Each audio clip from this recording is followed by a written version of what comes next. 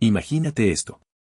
Estás parado en los corredores sombríos del Alcázar de Madrid en una mañana de verano sofocante en 1665 DC. El aire es denso con incienso y el aroma metálico de trapos empapados en sangre. A través de las pesadas puertas de roble, se oye la respiración trabajosa de una mujer en pleno parto, pero este no es un nacimiento ordinario.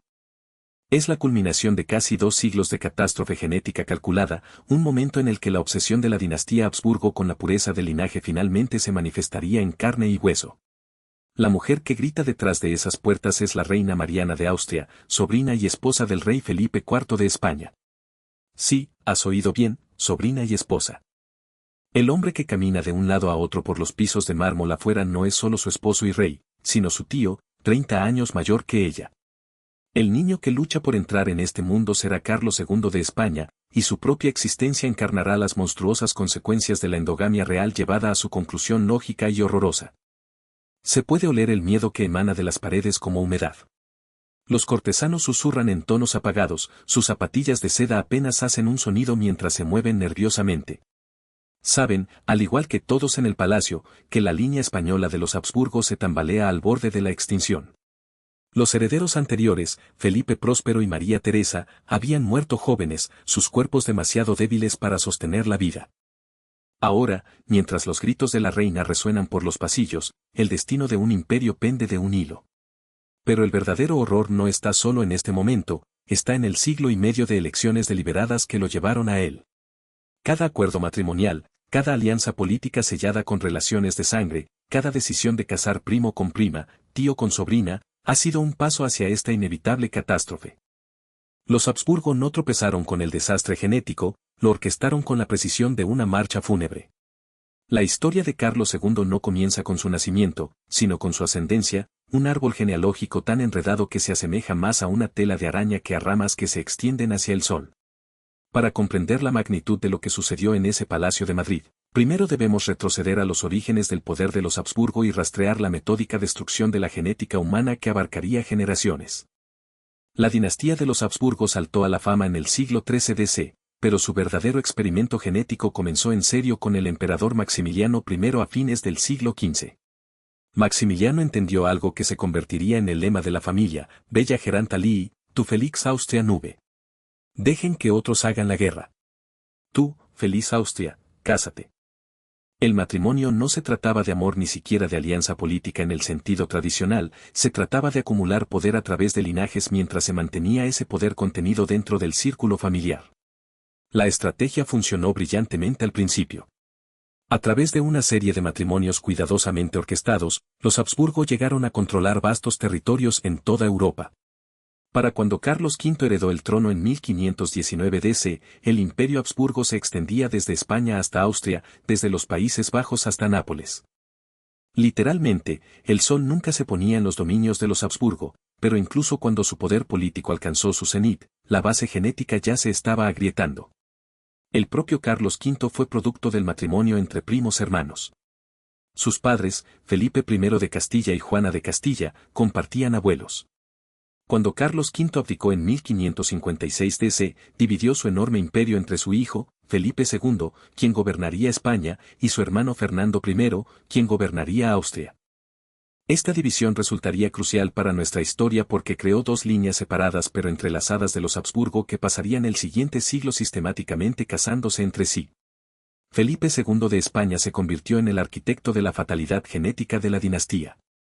Casado 4 veces, entendió que para mantener el dominio de los Habsburgo, debía casarse dentro de la familia. Su primera esposa, María Manuela de Portugal, era su prima hermana. Cuando ella murió en el parto, se casó con María I de Inglaterra, una alianza política que brevemente lo convirtió en rey de Inglaterra. Después de la muerte de María, se casó con Isabel de Valois, una princesa francesa. Pero esta fue una rara desviación de la tradición familiar. Su cuarto y último matrimonio, sin embargo, sentó el modelo para el desastre. En 1570 DC, a la edad de 43 años, Felipe II se casó con su sobrina de 20 años, Ana de Austria. Ana era hija del cuñado de Felipe, el emperador Maximiliano II, lo que la convertía no solo en su sobrina, sino también en su prima hermana en segundo grado. Su unión produjo al futuro Felipe III, nacido en 1578 DC, y fue este niño quien llevaría la carga genética hacia la siguiente generación. Las matemáticas de la endogamia son tan precisas como aterradoras. Cada vez que los parientes cercanos se reproducen, el coeficiente de endogamia aumenta exponencialmente. Las poblaciones humanas normales tienen un coeficiente de endogamia cercano a 0. Los primos hermanos que se casan tienen un coeficiente de 0.0625, lo que significa que sus hijos tienen un 6.25% más de probabilidades de heredar copias idénticas de genes recesivos dañinos. Pero los Habsburgo no se contentaron con la endogamia de una sola generación, la practicaron sistemáticamente a través de múltiples generaciones. Felipe III, nacido de la unión de tío y sobrina, heredó un coeficiente de endogamia ya elevado más allá de los niveles seguros. Cuando llegó el momento de que se casara, la familia duplicó su apuesta genética. En 1599 DC, Felipe III se casó con Margarita de Austria, quien no solo era su prima hermana, sino también la hermana de su esposa. La complejidad matemática de su relación desafía la descripción simple. Estaban relacionados a través de múltiples líneas de descendencia, amplificando los riesgos genéticos con cada antepasado compartido.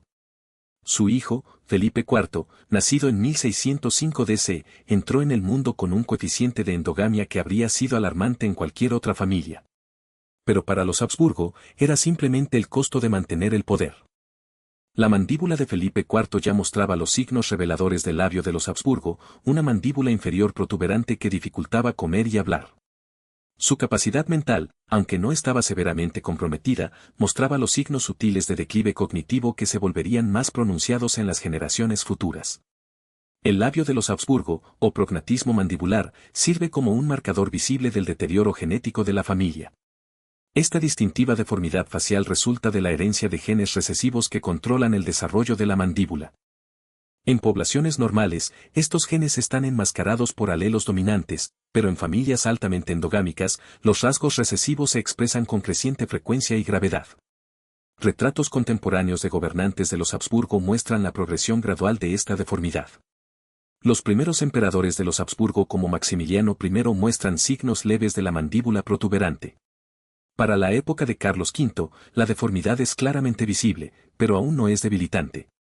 Los retratos de Felipe II revelan una versión más pronunciada, y la mandíbula de Felipe III se proyecta notablemente hacia adelante, pero estos fueron meros avances de la catástrofe genética que esperaba en la siguiente generación. El reinado de Felipe IV, que duró desde 1621 hasta 1665 DC, coincidió con el gradual declive de España desde las alturas del poder imperial. Si bien los factores políticos y económicos contribuyeron a este declive, las luchas personales del rey con los efectos de la endogamia no pueden ignorarse. Su dificultad para hablar con claridad afectó su capacidad para comunicarse con consejeros y dignatarios extranjeros. Sus recurrentes problemas de salud, incluyendo convulsiones y fatiga crónica, impactaron sus capacidades de toma de decisiones durante momentos cruciales en la historia de España, pero la contribución más significativa de Felipe IV al desastre genético de los Habsburgo fue su elección de novia. En 1649 DC, a la edad de 44 años, se casó con su sobrina de 15 años, Mariana de Austria. Mariana era hija de la hermana de Felipe IV, María Ana de España, y del emperador Fernando III de Austria. Esto significaba que Felipe IV era simultáneamente tío de Mariana, su primo hermano en segundo grado, y estaba relacionado con ella a través de múltiples otras líneas de descendencia. El acuerdo matrimonial demuestra el completo compromiso de la familia Habsburgo con su experimento genético. Mariana originalmente había sido prometida al hijo de Felipe IV, el príncipe Baltasar Carlos, pero cuando el príncipe murió en 1646 DC, la familia simplemente la reasignó a su padre. La diferencia de edad de 29 años era irrelevante. Lo que importaba era mantener el linaje puro y la herencia dentro del círculo familiar. Cuentas contemporáneas describen a Mariana como una joven frágil y nerviosa que luchaba con las responsabilidades del reinado. Nacida en 1634 DC, había sido criada en la corte austriaca con la expectativa de que se casaría dentro de la familia, pero la realidad de convertirse en reina de su propio tío resultó abrumadora. Observadores de la corte notaron sus frecuentes enfermedades, su dificultad para hablar en público y su tendencia hacia la melancolía, todos síntomas que luego aparecerían en forma magnificada en su hijo. La unión de Felipe IV y Mariana de Austria produjo varios hijos, pero la mayoría murieron en la infancia o la niñez temprana. María Teresa, nacida en 1638 DC del primer matrimonio de Felipe, sobrevivió hasta la edad adulta, pero fue dada en matrimonio a Luis XIV de Francia como parte de un tratado de paz. Felipe Próspero, nacido en 1657 DC de su unión con Mariana, fue aclamado como el heredero al trono español, pero su salud era precaria desde su nacimiento. La corta vida de Felipe Próspero ofrece un adelanto de los horrores que esperaban a la siguiente generación. Nacido después de múltiples abortos espontáneos y nacimientos de bebés muertos, era débil y enfermizo desde su primer aliento. Cuentas contemporáneas describen a un niño que luchaba por caminar, hablaba con dificultad y sufría de frecuentes convulsiones. Su sistema inmunológico estaba tan comprometido que las enfermedades comunes de la infancia casi lo matan repetidamente. Cuando finalmente sucumbió a la enfermedad en 1661 DC a la edad de 4 años, la corte española quedó en desesperada necesidad de un heredero. La presión sobre la reina Mariana para producir otro hijo era inmensa. El imperio español, ya debilitado por derrotas militares y declive económico, necesitaba un gobernante fuerte para mantener su posición en la política europea, pero las probabilidades genéticas estaban en contra de cualquier niño nacido de la unión de Felipe IV y Mariana. Su coeficiente de endogamia era tan alto que cualquier descendiente estaría en riesgo extremo de trastornos genéticos, deformidades físicas y discapacidades mentales. Fue en este contexto de desesperación y catástrofe genética que Carlos II de España nació el 6 de noviembre de 1665 DC. El parto fue difícil y prolongado, con la reina Mariana experimentando complicaciones que casi les cuestan la vida a la madre y al niño. Cuando el infante finalmente emergió, los médicos y parteras asistentes reconocieron de inmediato que algo estaba terriblemente mal. La apariencia de Carlos II al nacer fue impactante, incluso para los estándares de los Habsburgo. Su cabeza era desproporcionadamente grande, sus extremidades eran débiles y subdesarrolladas, y sus rasgos faciales estaban severamente distorsionados. El labio de los Habsburgo, que había estado empeorando gradualmente a través de las generaciones, alcanzó su forma más extrema en Carlos II. Su mandíbula inferior sobresalía tanto hacia adelante que sus dientes no podían encontrarse correctamente, lo que hacía imposible para él masticar alimentos sólidos de manera efectiva, pero las deformidades físicas eran solo el comienzo del sufrimiento de Carlos II. Su desarrollo mental se retrasó severamente y no pronunció sus primeras palabras hasta los 4 años. Incluso entonces, su habla era casi ininteligible debido a su deformidad de la mandíbula y aparente discapacidad cognitiva. No pudo caminar sin asistencia hasta los 8 años, y sus habilidades motoras permanecieron severamente comprometidas a lo largo de su vida. Los médicos de la corte, entrenados en la comprensión médica del siglo XVII, no tenían comprensión de la genética ni de la base científica para la condición de Carlos II. Atribuyeron sus problemas a causas sobrenaturales, maldiciones políticas o castigo divino. Algunos culparon la dieta de su madre durante el embarazo. Otros sugirieron que espíritus malignos habían poseído al niño. La explicación más común fue que Dios estaba castigando a la familia real española por sus pecados. La realidad era mucho más mundana, pero igualmente aterradora. Carlos II fue el resultado inevitable de casi 2 siglos de endogamia sistemática. El análisis genético moderno del árbol genealógico de la familia Habsburgo revela que Carlos II tenía un coeficiente de endogamia de 0.254 más alto que el de los niños nacidos de padres hermanos. En términos genéticos, estaba más endogámico que si sus padres hubieran sido hermano y hermana. Este nivel extremo de endogamia significó que Carlos II heredó copias idénticas de genes recesivos de ambos padres a un ritmo sin precedentes. Cada mutación dañina que se había acumulado en el linaje de los Habsburgo a lo largo de los siglos se expresó en su cuerpo torturado. Sufrió de lo que la medicina moderna reconocería como múltiples trastornos genéticos, incluyendo prognatismo mandibular, retraso mental, epilepsia y varios trastornos metabólicos.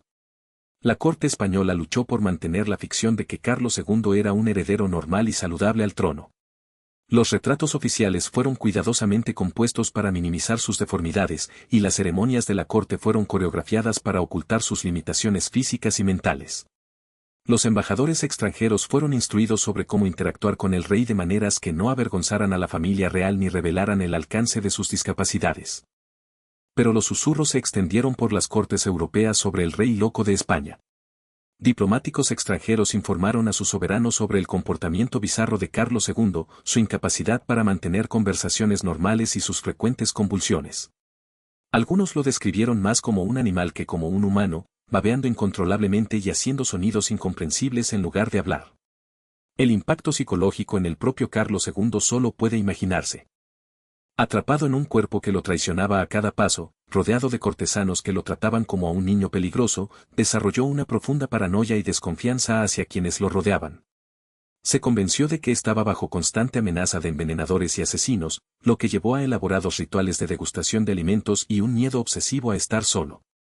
Su dieta se restringió a alimentos que pudieran tragarse sin masticar, caldos, papillas y otras sustancias líquidas o semilíquidas. Incluso estos le causaron dificultad ya que su deformidad de la mandíbula hacía que tragar fuera problemático. Permaneció dolorosamente delgado a lo largo de su vida, su cuerpo incapaz de extraer una nutrición adecuada de los limitados alimentos que podía consumir. La cuestión del matrimonio de Carlos II se convirtió en una crisis para la monarquía española. El rey necesitaba producir un heredero para continuar la línea de los Habsburgo, pero su condición física y mental hacía dudar que pudiera cumplir con los requisitos básicos del matrimonio. Las negociaciones matrimoniales internacionales se convirtieron en ejercicios de engaño cuando los diplomáticos españoles intentaron organizar uniones sin revelar el alcance total de las discapacidades del rey. En 1679 d.C., cuando Carlos II tenía 14 años, se casó con María Luisa de Orleans, una princesa francesa y sobrina de Luis XIV. María Luisa era joven, hermosa y saludable, todo lo que Carlos II no era. El matrimonio tenía la intención de fortalecer la alianza entre Francia y España, pero estaba condenado desde el principio.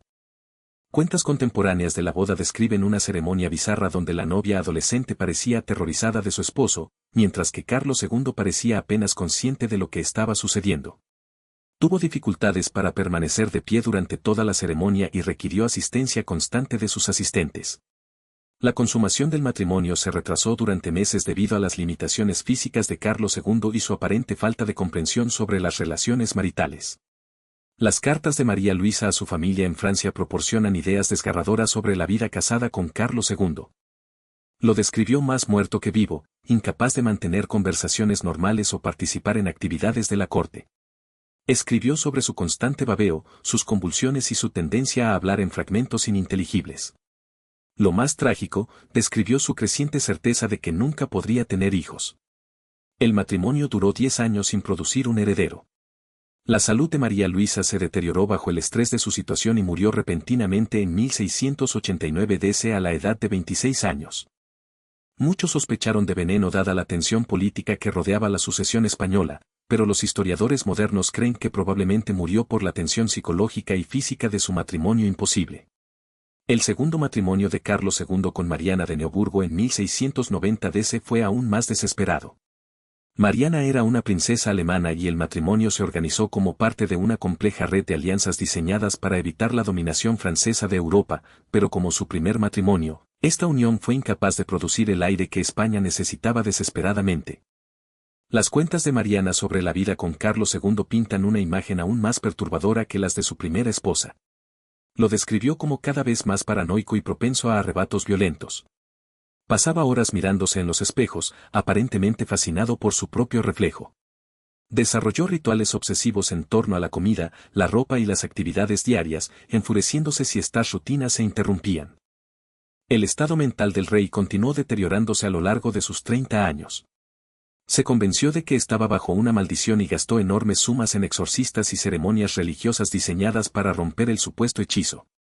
Pasaba horas de pie frente a reliquias religiosas, rezando por la intervención divina para curar sus dolencias. Su devoción al catolicismo se volvió extrema, incluso para los estándares de la profundamente religiosa corte española. Físicamente, Carlos II envejeció rápidamente. Para sus 20 años, parecía décadas mayor que su edad cronológica. Su cabello se volvió delgado y gris, su piel adquirió una palidez enfermiza y su cuerpo ya débil se volvió progresivamente más frágil. Sufrió de problemas digestivos crónicos, infecciones frecuentes y una serie de otras dolencias que su sistema inmunológico comprometido no pudo combatir eficazmente. El Imperio español, mientras tanto, continuó su declive sin un liderazgo fuerte de la monarquía. Gobernadores provinciales y comandantes militares lucharon por mantener el orden. Los problemas económicos aumentaron a medida que las rutas comerciales cambiaron y los ingresos coloniales disminuyeron. Las potencias extranjeras rodearon como buitres, esperando el inevitable colapso de la línea española de los Habsburgo. La Guerra de Sucesión Española se avecinaba en el horizonte mientras las potencias europeas maniobraban por posición en anticipación de la muerte de Carlos II. La obvia incapacidad del rey para producir un heredero significaba que el trono español eventualmente pasaría a una dinastía extranjera, alterando fundamentalmente el equilibrio de poder en Europa. Carlos II era agudamente consciente de su situación. A pesar de sus limitaciones mentales, entendió que era el último de su línea y que su muerte desencadenaría una guerra continental.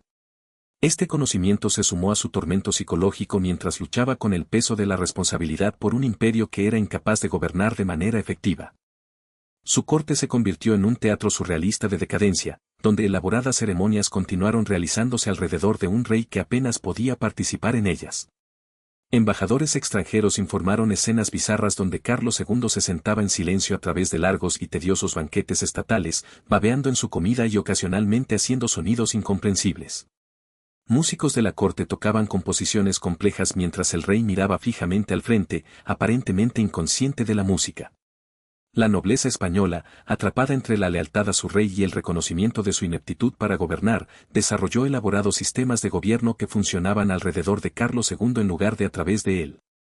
Decisiones importantes fueron tomadas por consejos y consejeros con el papel del rey reducido a apariciones ceremoniales y la autoridad simbólica de su presencia. Las observancias religiosas se volvieron cada vez más centrales para la vida de la corte ya que todos, desde el rey hasta los sirvientes más humildes, buscaron la intervención divina en su situación imposible. La capilla real vio misas, oraciones y ceremonias constantes diseñadas para interceder por la salud del rey y el futuro de la dinastía. El propio Carlos II se obsesionó con reliquias religiosas y pasó horas en oración, aparentemente esperando que la fe pudiera lograr lo que la medicina y la política no podían. Las implicaciones internacionales de la condición de Carlos II no pueden ser exageradas. Cada potencia europea tenía agentes en la corte española informando sobre la salud del rey y especulando sobre el momento de su muerte. Negociaciones matrimoniales, acuerdos comerciales y alianzas militares tuvieron que tener en cuenta la realidad de que España estaba gobernada por un hombre que podría morir en cualquier momento y que ciertamente moriría sin dejar un heredero. La corte francesa de Luis XIV observó la situación con particular interés ya que tenían el reclamo más fuerte al trono español a través de diversas conexiones familiares. Los Habsburgo austriacos también se posicionaron como herederos potenciales, argumentando que el territorio español debería revertir a la línea principal de los Habsburgo. Otras potencias europeas formaron alianzas y contraalianzas en preparación para la inevitable guerra que seguiría a la muerte de Carlos II. Pero quizás el aspecto más trágico de la historia de Carlos II es el costo humano del experimento de los Habsburgo en la pureza genética.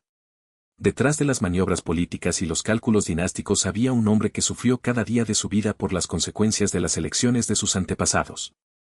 Experimentó constante dolor físico, aislamiento social y el tormento psicológico de saber que era una decepción para todos a su alrededor. Cuentas contemporáneas describen los intentos de Carlos II de encontrar la felicidad a pesar de sus circunstancias. Aparentemente disfrutaba de placeres simples como ver entretenimientos de la corte, aunque su participación estaba limitada por su condición física y mental. Mostró afecto por sus mascotas y parecía encontrar consuelo en actividades rutinarias como la oración y las comidas. Aunque comer fue una lucha para él, su relación con su madre, la reina Mariana, fue compleja y problemática. Ella había pasado su infancia tratando desesperadamente de encontrar curas para su condición, consultando a médicos, sacerdotes e incluso curanderos populares en busca de alivio para el sufrimiento de su hijo. A medida que creció, se volvió cada vez más protectora, tratando de protegerlo de las duras realidades de su situación, mientras que simultáneamente lo empujaba a cumplir con sus deberes reales. La propia salud de la reina madre sufrió por el estrés de criar a Carlos II. Desarrolló trastornos nerviosos y enfermedades crónicas que los médicos de la corte atribuyeron a la constante preocupación por la condición de su hijo. Sus cartas a miembros de la familia en Austria revelan a una mujer atrapada entre el amor por su hijo y la desesperación por su futuro. El pueblo español, mientras tanto, permaneció en gran medida inconsciente del alcance total de las discapacidades de su rey. Proclamaciones oficiales y ceremonias públicas fueron cuidadosamente manejadas para mantener la ficción de la competencia real. Cuando Carlos II apareció en público, fue solo para eventos breves y altamente coreografiados donde sus limitaciones podían ocultarse o explicarse. Pero los rumores se extendieron por toda la sociedad española sobre el rey maldito. Cuentos populares se desarrollaron sobre su condición con explicaciones que van desde maldiciones sobrenaturales hasta castigo divino por pecados reales. Algunas historias afirmaban que había sido intercambiado al nacer con un cambiante, mientras que otras sugerían que era víctima de brujería o veneno. El impacto económico del reinado de Carlos II fue devastador para España. La falta de un fuerte liderazgo central permitió que la corrupción floreciera en todo el gobierno. Las políticas comerciales fueron inconsistentes y a menudo contradictorias, ya que diferentes consejeros impulsaron agendas contrapuestas sin una dirección clara desde el trono. Las administraciones coloniales sufrieron, ya que los gobernadores se dieron cuenta de que era poco probable que enfrentaran consecuencias por sus acciones. El ejército español, una vez la fuerza más formidable de Europa, declinó precipitadamente durante el reinado de Carlos II. Sin un rey guerrero que los liderara, los ejércitos españoles perdieron batalla tras batalla ante fuerzas francesas, holandesas e inglesas mejor organizadas. La pérdida de prestigio militar debilitó aún más la posición de España en la política europea y contribuyó al declive económico del imperio. Las instituciones religiosas, irónicamente, prosperaron durante el reinado de Carlos II. La obsesión del rey con asuntos espirituales condujo a un mayor financiamiento para iglesias, monasterios y ceremonias religiosas. La Inquisición española, siempre una fuerza poderosa en la sociedad española, ganó influencia adicional a medida que la corte real se centró cada vez más en explicaciones religiosas para la condición del rey. Las artes y la cultura de España también reflejaron la extraña atmósfera de la corte de Carlos II. Pinturas de este periodo a menudo tienen una calidad surrealista, casi de pesadilla, que refleja la tensión psicológica de una sociedad gobernada por un hombre que parecía más espectro que rey. La literatura del periodo frecuentemente trata temas de decadencia, locura y castigo divino. A medida que Carlos II entró en sus 30 años, su condición continuó deteriorándose. Las convulsiones se volvieron más frecuentes y severas, a veces durando horas y dejándolo inconsciente durante días después. Su habla, nunca clara, se volvió casi completamente ininteligible. Requirió asistencia constante con actividades básicas como comer, vestirse y caminar. La cuestión de la sucesión española se volvió más urgente con cada año que pasaba. Las potencias extranjeras presionaron sus reclamos más agresivamente y la amenaza de guerra se volvió más inminente. Carlos II, a pesar de sus limitaciones mentales, entendió que tenía el destino de Europa en sus manos. El peso de esta responsabilidad se sumó a su tormento psicológico. En sus últimos años, Carlos II se aisló cada vez más del mundo que lo rodeaba. Pasó la mayor parte de su tiempo en sus aposentos privados, atendido por un pequeño grupo de sirvientes leales que habían aprendido a interpretar sus necesidades y deseos. Sus días estaban estructurados en torno a rutinas rígidas que le brindaban algo de consuelo en su caótico estado mental. La apariencia física del rey en este momento era impactante, incluso para aquellos que lo conocían bien. Su cuerpo estaba demacrado, su piel tenía una calidad gris y sin vida, y su cabello era delgado y blanco a pesar de su edad relativamente joven. El labio de los Habsburgo se había vuelto tan pronunciado que dominaba sus rasgos faciales, haciéndolo parecer casi grotesco. Sus dificultades para comer habían empeorado hasta el punto en que solo podía consumir líquidos y los alimentos más blandos. Incluso estos le causaron problemas, ya que su deformidad de la mandíbula hacía que tragar fuera difícil y peligroso. Frecuentemente se atragantaba con su comida, requiriendo supervisión constante durante las comidas. El impacto psicológico de su condición en Carlos II se hizo más evidente a medida que envejecía. Desarrolló elaboradas fantasías paranoicas sobre enemigos que intentaban envenenarlo o robarle su trono. Pasaba horas examinando su comida en busca de signos de contaminación y se negaba a comer nada que no hubiera sido preparado por un sirviente de confianza. Su relación con su esposa, Mariana, se volvió cada vez más tensa. Ella inicialmente había esperado que la paciencia y el cuidado pudieran ayudarlo a superar algunas de sus dificultades, pero la realidad de su condición eventualmente abrumó su optimismo. Se retiró de la vida de la corte y pasó la mayor parte de su tiempo en sus aposentos privados, abandonando efectivamente a su esposo a su aislamiento. La corte española, mientras tanto, continuó funcionando en torno a la ficción de la competencia real. Las ceremonias se realizaron, las decisiones se tomaron y los asuntos del gobierno continuaron, pero todos entendieron que Carlos II era simplemente una figura simbólica.